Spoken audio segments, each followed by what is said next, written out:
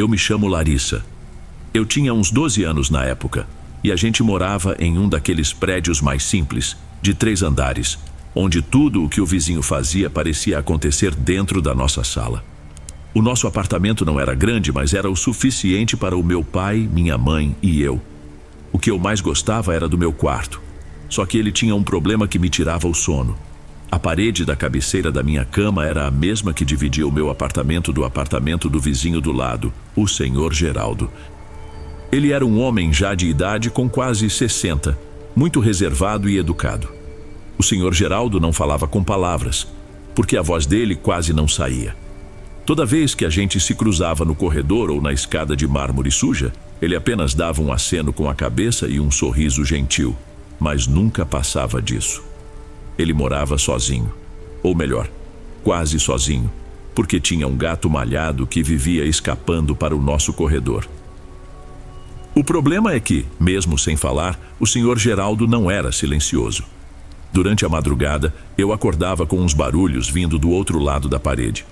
Não eram palavras, claro, mas uns barulhos de quem está engasgado que pareciam um esforço enorme para botar algo para fora. No começo, eu ficava paralisada. Ficava encolhida embaixo do cobertor, ouvindo aquela sequência de sons que subiam e desciam de tom, como se ele estivesse batendo um papo animado com alguém. Eu cheguei a pedir várias vezes para a minha mãe me deixar dormir na sala ou trocar de quarto com eles. Eu dizia que o vizinho não parava de falar e que aquilo me deixava agoniada. Minha mãe, que sempre foi de evitar confusão e não queria confusão com ninguém, não me dava muita corda. Larissa, deixa o senhor Geraldo em paz. Ela dizia enquanto secava as mãos no pano de prato e voltava para o que estava fazendo. Ele é um homem sozinho e não faz mal a ninguém. Deve ser só o jeito dele de se expressar, coitado. Mas para mim não parecia só um jeito de se expressar. O que me deixava encucada era o ritmo. Ele fazia um som, parava, parecia ouvir alguma coisa que eu não alcançava, e depois respondia com outro barulho de garganta. Era uma conversa de uma via só, ou pelo menos era o que eu tentava enfiar na minha cabeça para conseguir voltar a dormir. Algumas vezes o som ficava tão alto que eu sentia o tremor no tijolo. Ele parecia fazer tanta força que ia passar mal. Eu ficava ali no escuro, imaginando o que tanto um homem que quase não tinha voz podia ter para dizer no meio da noite. A rotina seguiu sem grandes mudanças até que, numa tarde de terça-feira, minha mãe chegou do trabalho com uma cara de cansada. Ela contou que o senhor Geraldo tinha falecido. Foi um troço súbito, um infarto enquanto ele estava no serviço. Eu fiquei em choque, não porque eu tivesse muita amizade com ele, mas porque era estranho pensar que aquele homem que eu ouvia o tempo todo agora simplesmente não existia mais. O velório aconteceu na casa de uma irmã dele, em outro bairro, então a gente nem chegou a ir. Nos primeiros dias, o meu quarto ficou com um aspecto diferente. Sabe quando você se acostuma com o barulho constante de um aparelho e quando ele desliga, o silêncio parece que até incomoda o ouvido? Era exatamente assim. Eu deitava a cabeça no travesseiro e, sem querer, ficava esperando o primeiro ruído de garganta ou o primeiro tremor na parede, mas não vinha nada. O apartamento ao lado estava trancado, totalmente vazio, e isso me passava um sentimento ruim que eu não esperava sentir. Eu era apenas uma criança, mas aquele vazio do outro lado da parede me fazia sentir sozinha. O gato dele acabou ficando por ali, meio que por conta própria. Ele já vivia solto pelo prédio, e naquela semana parecia que tinha decidido que a nossa casa era o lugar mais fácil de conseguir comida. Como o bicho já conhecia o nosso apartamento de outras vezes, ele começou a aparecer na janela da área de serviço para pedir ração. Minha mãe passou a cuidar dele e o bicho circulava pela nossa casa com uma calma que chegava a me deixar impaciente. Às vezes ele ficava parado na porta do meu quarto, olhando para o nada como se estivesse procurando o dono de antes. Eu sentia uma pontinha de culpa por ter reclamado tanto do barulho do vizinho. Agora que o senhor Geraldo tinha morrido, o silêncio parecia ocupar espaço, me fazendo sentir que o prédio tinha ficado maior e mais vazio do que realmente era. Aquela calma toda não durou muito mais que uma semana. Aconteceu em uma noite de chuva bem fina. Eu devia estar quase apagando quando escutei. Foi um som baixo, vindo de algum ponto atrás da minha cabeceira, como se alguém estivesse pigarreando. No primeiro segundo, o meu cérebro nem registrou que aquilo era impossível. Eu só pensei que o vizinho estava tendo mais uma daquelas crises noturnas e tentei virar para o lado puxando o lençol.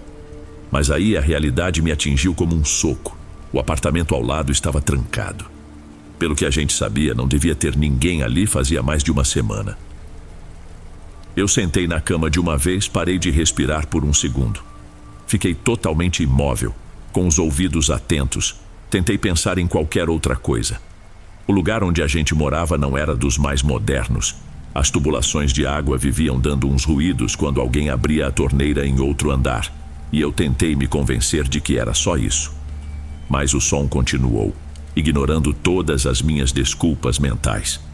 Era uma sequência de 2 tons, um mais curto e outro mais arrastado, exatamente do jeito que o Sr. Geraldo costumava fazer quando parecia estar respondendo a alguém. Não era um lamento de alma penada, era um som real, de esforço vocal, como se alguém estivesse tentando forçar o ar por uma garganta que não funcionava direito. Eu fiquei ali, olhando para a parede com o papel de parede desbotado, e por um momento eu tive a certeza de que se eu encostasse a mão no tijolo, eu ia sentir a vibração de uma garganta trabalhando do outro lado. Aquilo durou uns 10 minutos que pareceram uma eternidade. Eu não tive coragem de levantar e muito menos de acender a luz, porque o escuro me dava a ilusão de que eu estava escondida. Fiquei com o cobertor puxado até o nariz, contando os segundos entre um ruído e outro. Quando o barulho finalmente parou, a sensação de que havia algo vivo e ativo encostado na minha parede não foi embora. Chegou a noite de domingo e eu estava sentada na mesa tentando terminar um trabalho de escola que precisava entregar no dia seguinte. Minha mesa era colada naquela mesma parede de tijolo que me separava do apartamento vizinho. O silêncio era absoluto, até que aquele ruído começou de novo. Foi aquele som de quem está engasgado, como se alguém estivesse fazendo um esforço enorme para soltar um "ah" longo e rouco na garganta. Eu parei de escrever na mesma hora. A caneta ficou parada. O som não vinha de longe, ele estava ali, a centímetros de mim, separado só por uma camada fina de reboco e tinta.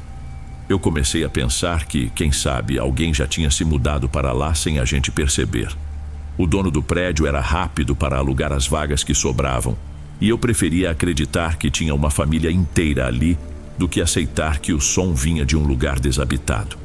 Eu queria uma explicação humana, qualquer coisa que fizesse sentido. Para tirar a prova, eu fechei a mão e dei 3 batidas firmes na parede. Eu queria que a pessoa do outro lado ficasse quieta ou que reclamasse, porque qualquer reação me serviria para acalmar os nervos. Naquele instante, tudo parou. O silêncio que veio depois foi tão total que eu conseguia ouvir a minha própria pulsação batendo forte na ponta dos dedos que ainda tocavam a parede. Passaram-se uns 5 segundos. Então eu ouvi um arrastar de pés. Não era o passo firme de alguém calçado, mas algo que parecia carregar o próprio peso com dificuldade, como se alguém estivesse puxando as solas no chão de taco sem as levantar. O som caminhou da parte da parede onde eu tinha batido em direção ao que seria o corredor deles e depois parou. Eu bati mais uma vez, com mais força, sentindo a temperatura baixa da parede sob a minha pele. Ninguém respondeu. O silêncio voltou a tomar conta de tudo, mas agora eu tinha a certeza de que não era um cano vibrando ou o prédio cedendo. Tinha algo se movendo lá dentro, algo que ouviu o meu chamado e decidiu se afastar para o fundo do apartamento. Aconteceu em um sábado à tarde, enquanto meus pais tinham saído para fazer as compras do mês no atacadão. Eu tinha ficado encarregada de passar pano na cozinha e na área de serviço.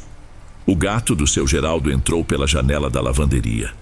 O bicho já estava de casa, então eu nem dei muita bola, mas notei que ele não parou para procurar a vasilha de ração como sempre fazia. Ele passou por mim num passo rápido com o rabo em pé e foi direto para o meu quarto. Fui atrás dele porque não queria que ele subisse na minha colcha com as patas sujas de rua. Quando cheguei na porta, o bicho estava em cima da minha mesa, bem colado na parede divisória. Ele estava com as costas arqueadas e soltava um miado longo e rouco, voltado fixamente para o tijolo, como se estivesse encarando alguém que eu não conseguia enxergar. E aí o barulho começou. Não era baixo dessa vez.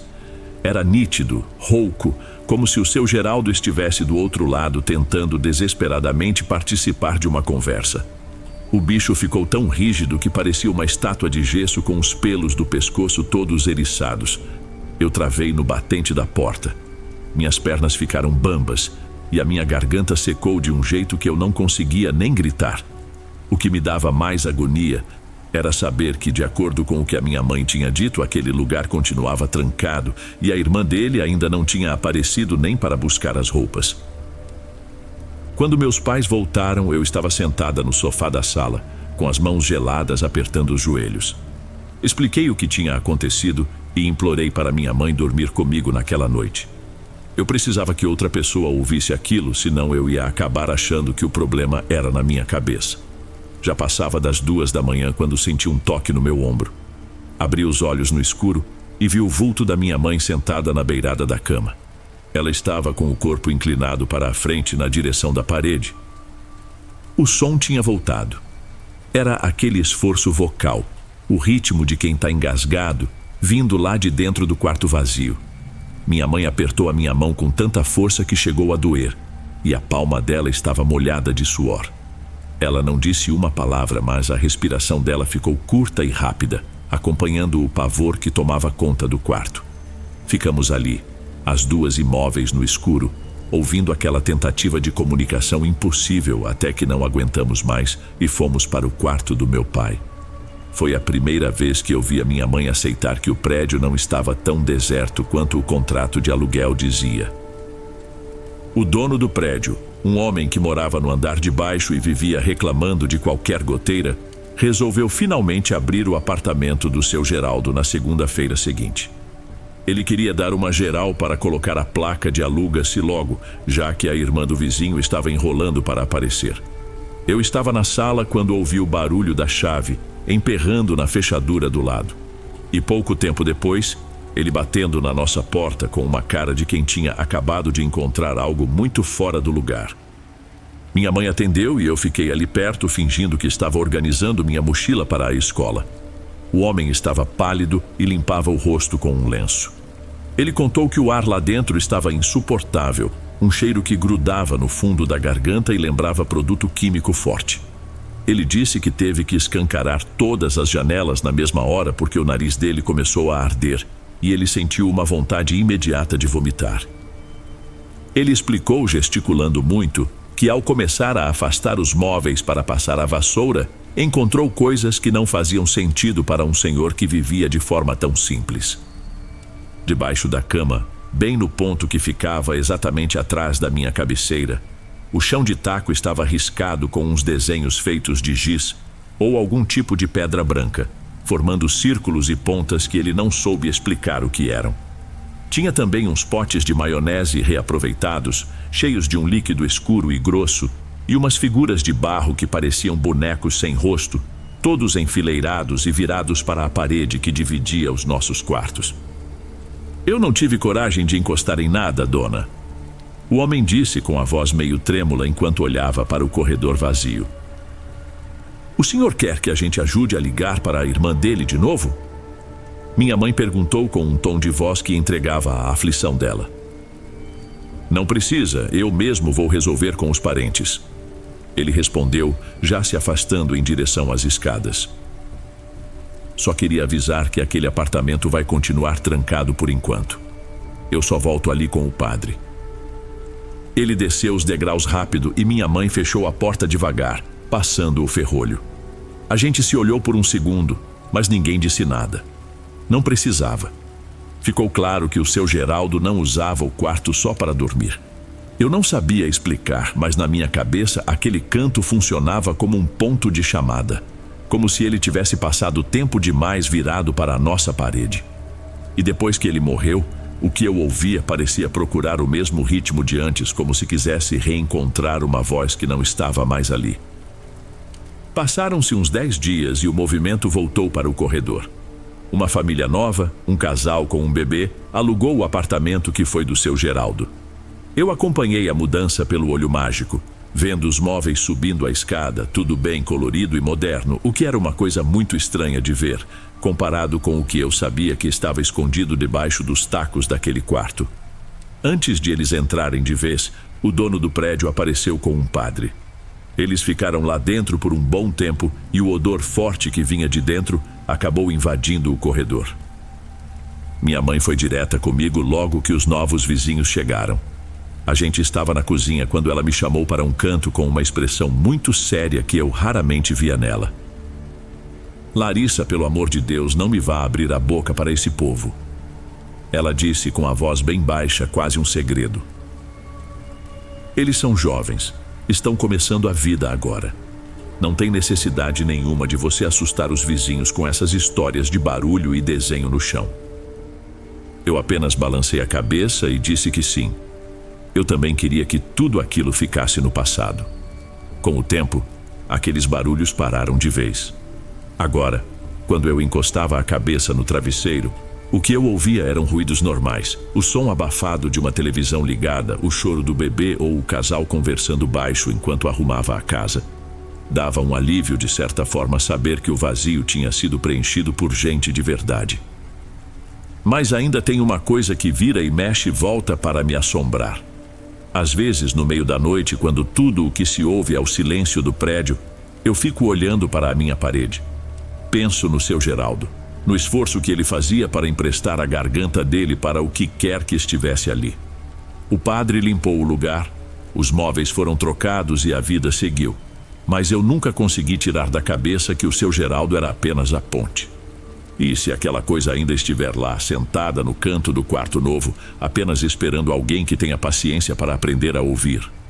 O silêncio agora me parece apenas uma pausa para quem ainda não encontrou uma nova voz.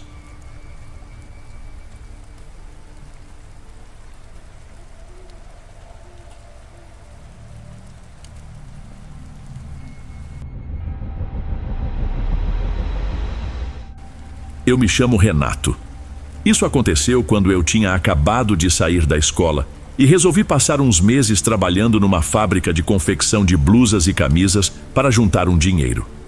Eu sempre fui correria e como a empresa ficava num setor industrial ali perto, coisa de 10 quilômetros da minha casa, o trajeto era tranquilo de fazer com a minha moto de segunda mão. Minha rotina era sempre a mesma. Saía de manhã cedo, voltava para almoçar em casa e depois passava o resto da tarde no galpão, conferindo o lote de mercadoria até o sol sumir.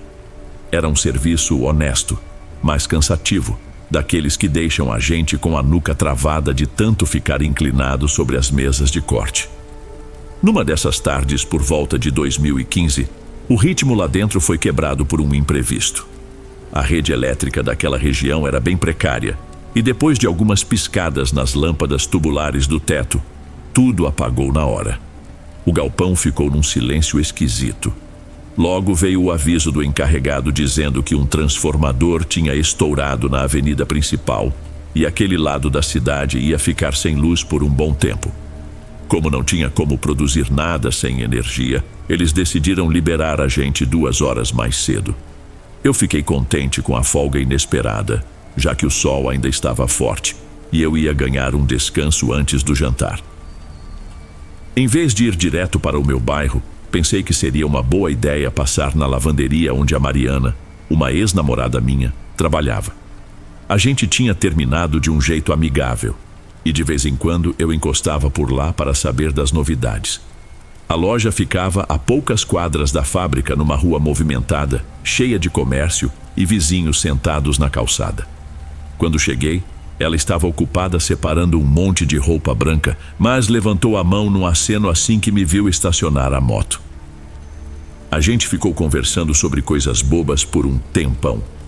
Ela me contou que o movimento estava devagar por causa do calor e eu comentei que a falta de energia na fábrica tinha sido um golpe de sorte para descansar a vista.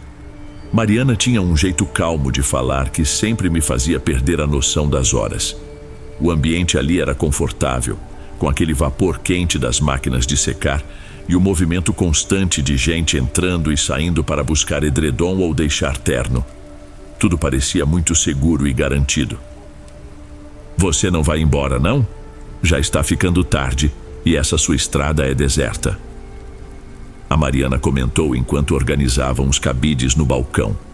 Eu olhei pelo vidro da fachada e percebi que a iluminação pública já tinha acendido fazia tempo. E pelo visto, a energia já tinha voltado naquele miolo de comércio. Eram 8:30 da noite. Eu nem tinha visto a tarde virar noite ali dentro. Me despedi dela com um tchau rápido, coloquei o capacete e montei na moto, ainda com aquela sensação relaxada de quem teve uma conversa leve. Não tinha motivo nenhum para eu me preocupar com o caminho, já que eu conhecia cada buraco e cada curva daquela região. Saí do centro e peguei o trecho que levava para a saída do município, sentindo o vento fresco no rosto, sem imaginar que aquela normalidade ia sumir assim que eu chegasse perto da ponte que cruza o rio. Assim que saí do meio das casas, as luzes dos postes foram ficando para trás, e a escuridão da estrada começou a fechar em volta de mim. Eu estava acostumado com aquele breu, mas naquela noite parecia que o foco do meu farol não alcançava a mesma distância de sempre, como se a luz fosse engolida antes. Quando cheguei perto da baixada que dá acesso à ponte, a temperatura caiu de um jeito brusco. Não era só um vento fresco. Parecia que eu tinha mergulhado numa nuvem de água parada que colava na pele. Foi aí que eu vi a barreira branca. Uma neblina tão fechada que parecia uma parede sólida atravessada no asfalto, concentrada só ali, bem em cima da estrutura de concreto que cruzava o rio.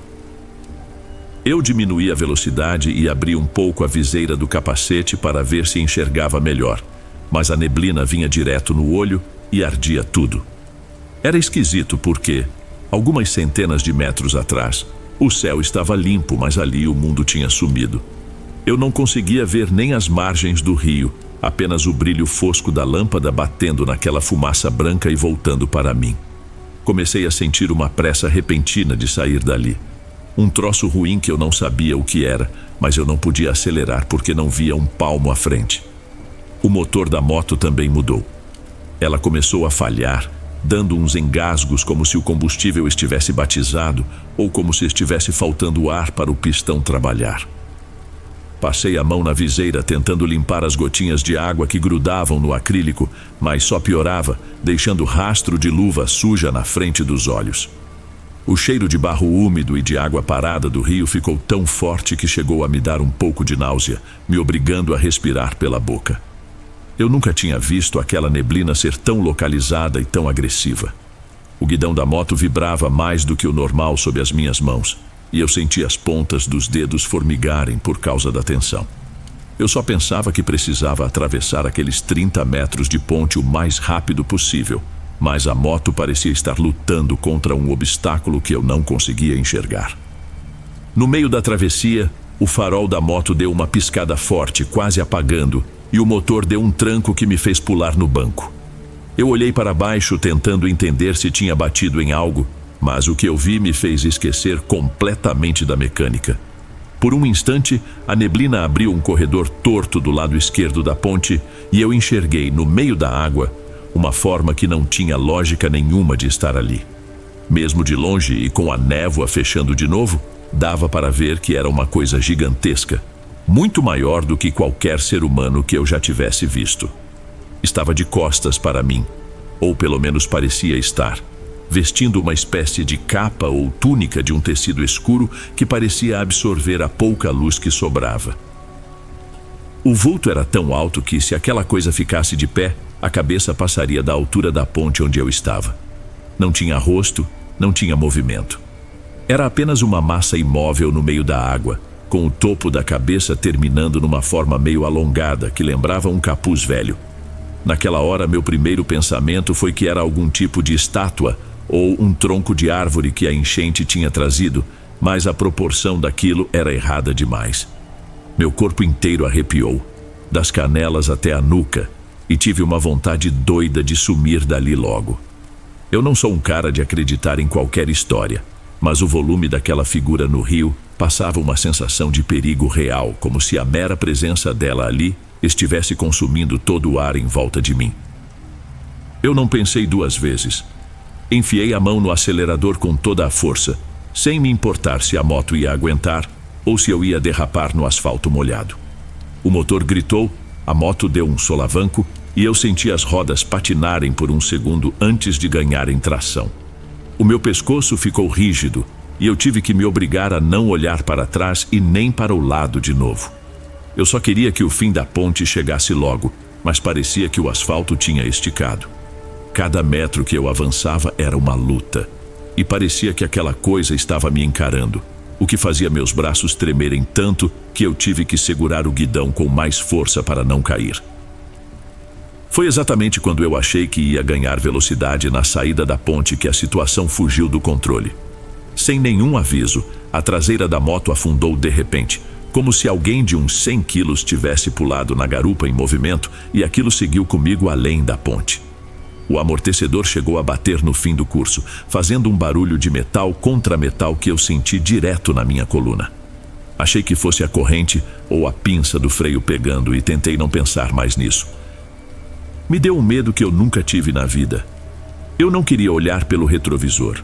Pelo canto do olho, eu só via a garupa vazia, sem braço, sem perna, sem sombra nenhuma, embora a carga fosse real. Minhas costas começaram a arder. Um calor incômodo bem no meio dos ombros, como se algo estivesse encostado em mim, apenas marcando presença. Eu via o asfalto passando devagar demais. A moto não passava de 20 por hora mesmo com o acelerador no talo. Eu comecei a rezar o que me vinha na cabeça, embolando as palavras do Pai Nosso com pedaços de orações que eu ouvia minha avó dizer quando eu era criança.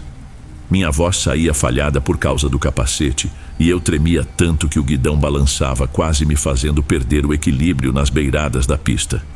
Naquele momento, eu tinha certeza de que se eu virasse o rosto ou se eu olhasse para os espelhos, eu ia ver o que estava sentado ali comigo, e essa ideia me dava um enjoo tão forte que eu tive que apertar os dentes para não colocar o jantar para fora ali mesmo. A gente costuma achar que nessas horas a pessoa corre, mas a verdade é que eu estava preso naquela marcha lenta, sendo obrigado a carregar aquilo por uns bons quilômetros que pareciam uma eternidade. O motor fazia aquele barulho de ferro dilatando de tão quente e eu só pedia a Deus para que a moto não morresse de vez. Eu sabia que se aquele motor parasse e eu ficasse no escuro total com aquele passageiro, eu não ia ter forças para reagir. Segui assim, forçando a máquina e o meu psicológico até que a primeira luz de poste de um loteamento novo apareceu lá na frente, rasgando o fim daquela névoa nojenta. Assim que a roda da frente cruzou a linha da claridade daquele primeiro poste, a moto deu um pulo para cima, como se a mola do amortecedor tivesse sido solta de uma vez. O alívio mecânico foi tão imediato que eu quase perdi a direção. A traseira ficou leve, boba, e o motor parou de sofrer, ganhando um fôlego que não tinha tido nos últimos 10 minutos. Eu não olhei para trás. Não parei para conferir pneu, nem motor, nem nada. Só segui o caminho direto para o meu portão, sentindo uma tontura que fazia o chão parecer inclinado. Estacionei de qualquer jeito na garagem e desci da moto sentindo as pernas que nem aguentavam meu peso. Meu corpo é que estava pedindo arrego. Meus olhos começaram a lacrimejar sem parar, e um ardor subiu pelo meu nariz como se eu tivesse aspirado poeira de obra. Quando entrei na cozinha, minha mãe estava terminando de arrumar umas coisas na mesa. Ela olhou para mim e largou o pano de prato na hora, com uma expressão de susto. Dona Maria caminhou até mim e segurou no meu braço, perguntando o que tinha acontecido e por que eu estava pálido, com uma cor ruim, com os olhos fundos e vermelhos. Eu tentei explicar, mas minha voz saía toda travada, como se a minha garganta estivesse entupida de areia. Falei da neblina na ponte, daquela silhueta imóvel na água e do volume que subiu comigo na garupa. Minha mãe me ouvia sem me interromper, mas o rosto dela foi ficando cada vez mais rígido. Eu disse que estava sentindo uma náusea insuportável e que minha cabeça parecia cheia de chumbo, uma pressão que me fazia querer fechar os olhos e não abrir nunca mais. Ela apenas me mandou sentar na cadeira de madeira e ficar parado. Ela sabia que aquilo não era cansaço do galpão, era o que o pessoal de antigamente chama de encosto de estrada, uma sujeira que a gente carrega sem querer. Dona Maria foi até a gaveta da cozinha e tirou um maço de cigarro. Ela acendeu um, mas não para fumar do jeito normal. Ela começou a soprar a fumaça em cima de mim, fazendo círculos em volta da minha cabeça e descendo pelos meus ombros, enquanto rezava baixinho umas palavras que eu não conseguia identificar. Cada vez que aquela nuvem cinza me tocava, o peso nas minhas costas diminuía um pouco. "Dá umas tragadas nisso aqui", a minha mãe disse, estendendo o cigarro para mim com a mão firme. "Sopra para fora com força. Tem que botar esse ar ruim para correr." Eu fiz o que ela mandou, mesmo sem ter o hábito de fumar. Na terceira tragada, meu estômago deu um solavanco tão forte que eu tive que correr para o tanque da lavanderia, ali do lado da cozinha. Eu vomitei uma coisa escura, um caldo grosso e com um aspecto muito estranho, e eu só vi aquilo sumir quando a água do tanque levou tudo pelo ralo. Naquele mesmo instante, a pressão na minha nuca sumiu. Meus olhos pararam de arder, e aquela tontura que parecia uma ressaca brava foi embora, deixando apenas um cansaço imenso, como se eu tivesse carregado um caminhão nas costas o dia inteiro. Minha mãe limpou o tanque com um balde de água e não disse mais nada sobre o assunto. Apenas me mandou tomar um banho e ir deitar. Até hoje eu não sei o que era aquela figura gigante parada no meio do rio, nem o que decidiu pegar carona comigo naquela noite. Eu continuo passando por aquela ponte todos os dias para trabalhar, inclusive no turno da noite, e nunca mais vi nada fora do lugar. Mas sempre que o tempo muda e aquela névoa começa a baixar na estrada, sinto uma agonia no peito. Eu odeio quando a neblina aparece, porque o cheiro daquele barro úmido e a lembrança daquele peso no banco de trás voltam com uma clareza que me faz duvidar se eu realmente estou sozinho na moto.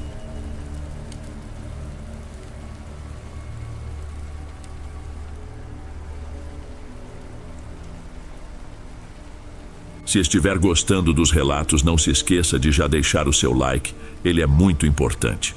Bem, vamos continuar.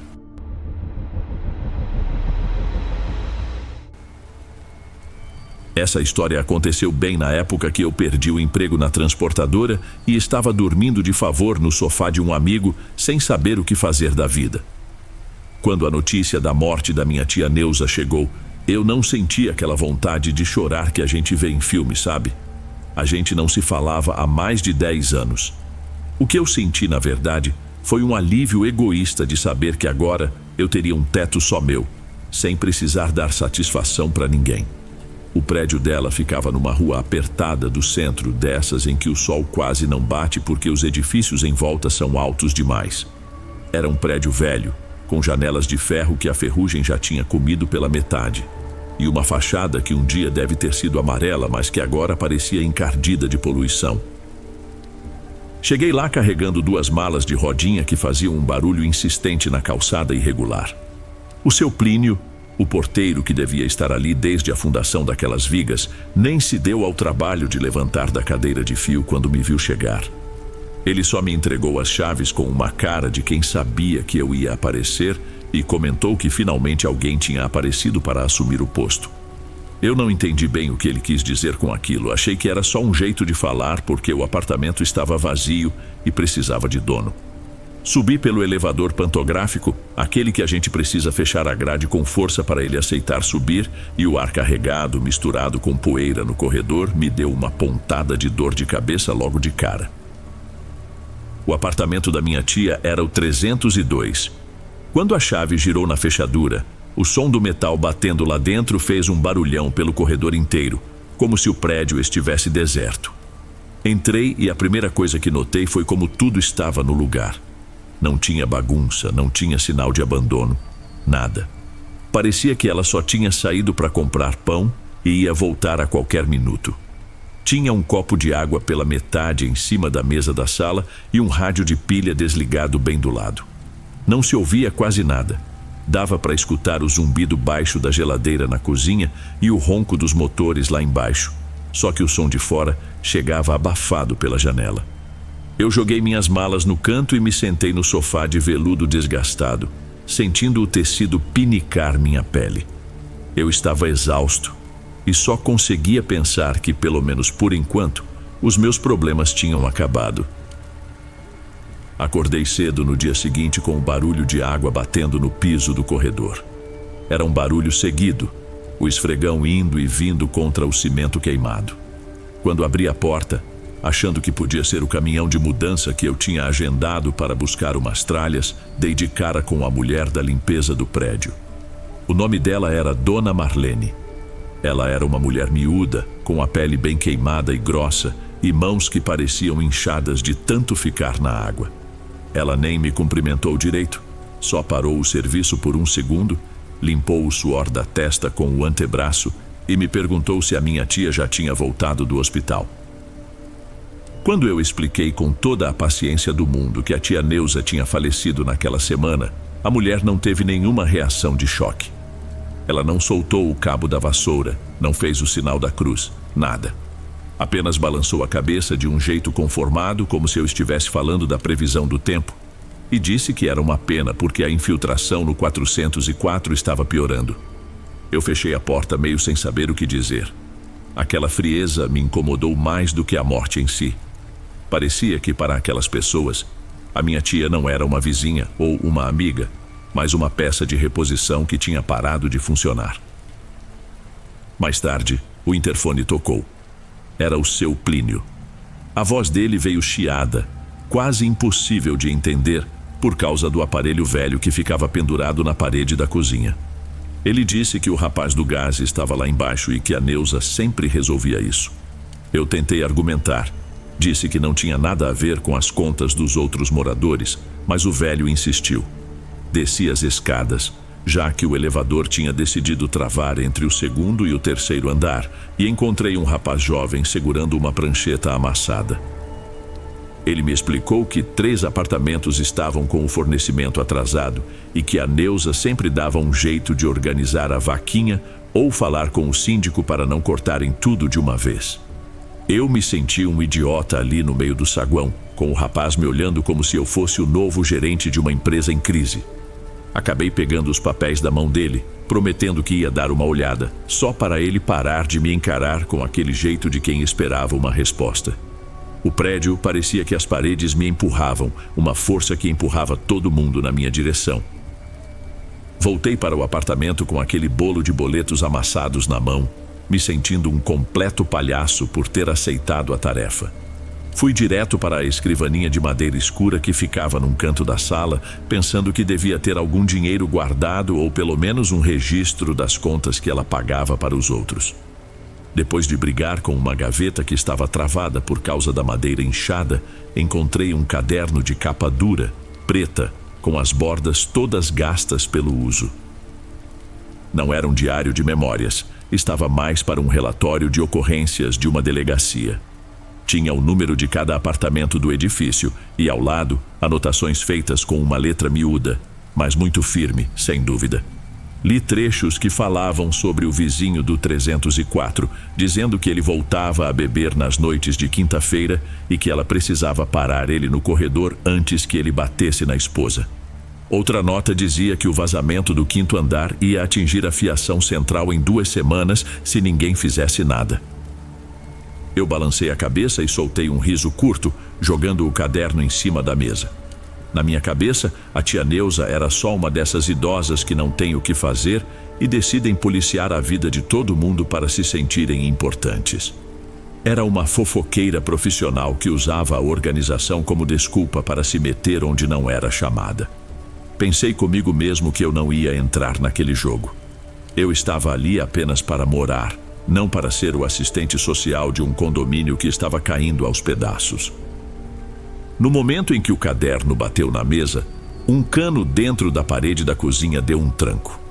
Foi um estouro único, forte, que fez a vibração subir pela sola dos meus pés e percorrer minhas pernas. Eu caminhei até lá para ver se algo tinha estourado, mas o chão estava seco. Só que o barulho de água correndo por dentro do concreto parecia ter ficado mais nítido, como se as veias daquele prédio estivessem trabalhando dobrado para compensar alguma falha. Fiquei ali parado por um tempo, com a mão encostada na parede fria, esperando o som se repetir. Mas o ambiente voltou àquele silêncio do apartamento, onde a única coisa que eu ouvia era o meu próprio fôlego saindo curto. Aquela quietude do apartamento começou a me incomodar de um jeito diferente, como se o vazio das salas estivesse me cobrando uma atitude que eu não queria tomar. Decidi que ia ignorar o mundo lá fora e focar no que era importante: conseguir um novo emprego.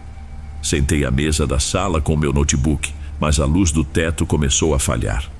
Não era aquele pisca-pisca de lâmpada queimada, mas uma diminuição gradual da intensidade, como se a energia estivesse sendo drenada para outro lugar, deixando o ambiente mergulhado em uma luz fraca e feia. O ar dentro do imóvel ficou carregado, com um aspecto de poeira suspensa que tornava cada inspiração mais difícil, como se o oxigênio tivesse ficado ralo.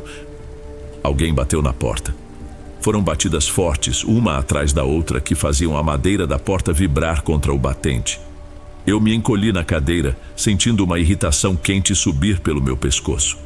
Não era possível que eu não pudesse ter uma hora de paz sem que algum vizinho viesse reclamar de uma infiltração ou de um barulho de rádio.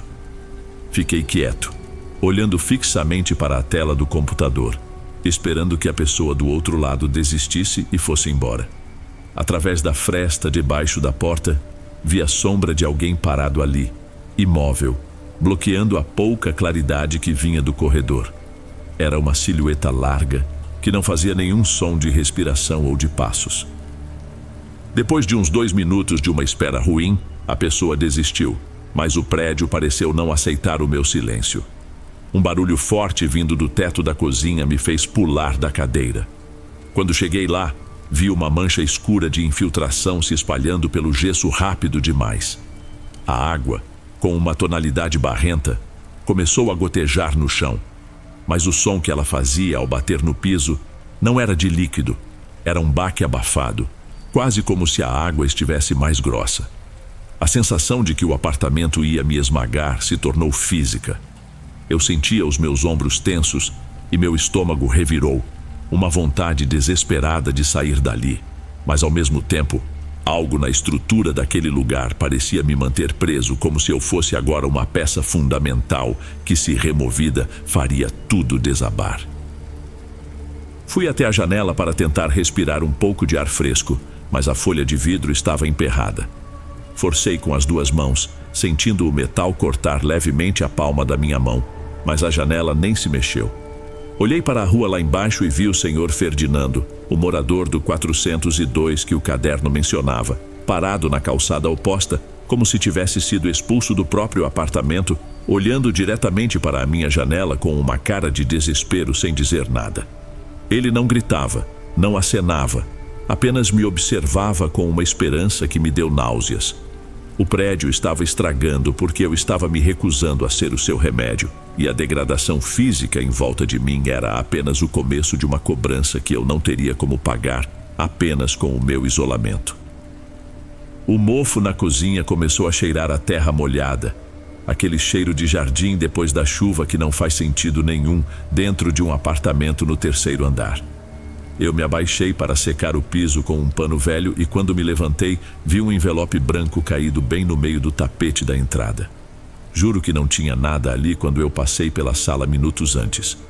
Era um envelope de banco, meio estufado, selado com uma fita adesiva já amarelada pelo tempo. Peguei o papel e as pontas dos meus dedos formigaram quando percebi que tinha um maço de notas de R$50 lá dentro. Junto com o dinheiro, havia um bilhete escrito em um pedaço de papel de pão com uma caligrafia trêmula que eu não reconheci. Para a troca do fusível principal na sexta-feira. Não deixe o prédio no escuro. Olhei para o relógio de parede. Era quarta-feira, dia 25 de noite. Como é que alguém sabia que um fusível ia queimar daqui a 2 dias? E por que o dinheiro estava sendo entregue para mim, como se eu já tivesse aceitado aquele fardo? Senti uma pressão incômoda nos pulmões, como se o ar tivesse ficado sólido dentro do meu peito, dificultando a puxada de ar. Fui até o interfone para perguntar ao seu Plínio quem tinha subido ou deixado aquilo ali, mas o aparelho estava mudo. Não era só o chiado de sempre, era um mudo total, como se o fio tivesse sido cortado ou a conexão tivesse simplesmente deixado de existir. Abri o caderno da minha tia Neuza mais uma vez, procurando a folha com a data de hoje. Lá estava, na última página escrita, 25. Receber o fundo de reserva para o fusível. O rapaz da manutenção não gosta de esperar. A data da anotação era de 1 mês atrás. Minha tia não estava apenas resolvendo conflitos, ela estava antecipando o colapso de cada engrenagem daquele lugar. Ela sabia exatamente quando cada parafuso ia espanar e quando cada cano ia ceder.